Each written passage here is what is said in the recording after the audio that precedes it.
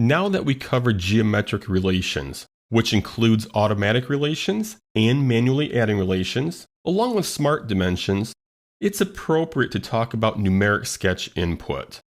But before we talk about numeric sketch input, we must start a new sketch.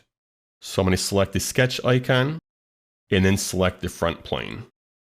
Now let's do a quick review. I'm going to select one of the sketch tools, for example the line command. I'm going to go out to the screen and start a new line. And you know from previous lessons, the number that we see at the cursor is for reference only. It's currently displaying 67.77 millimeters. And if I pick this point as the end point of the line segment, that line is not locked into 67.77.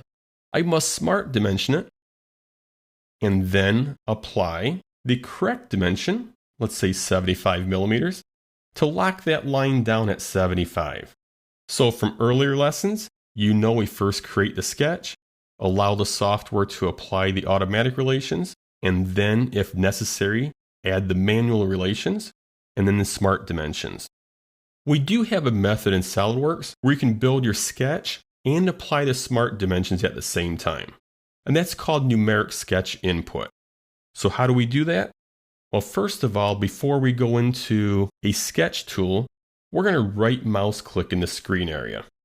A menu appears, and at the very top of the menu, we have a button for Sketch Numeric Input. I'm going to go ahead and activate it. Now I'm going to start the line command. And notice when I create that line, a dimension is appearing. So I'm going to go ahead and key in the correct value of 100 and then hit the enter key. And notice the smart dimension is applied. I can pull the line off in a different direction, key in 100, enter.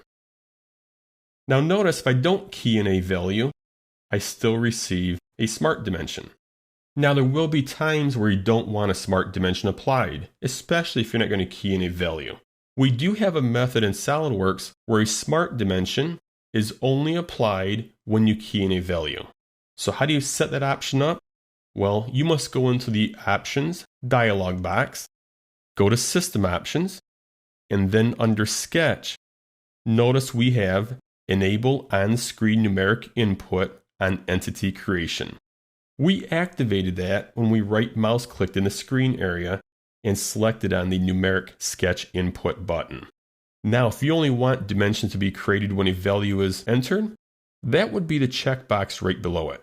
Create dimension only when value is entered.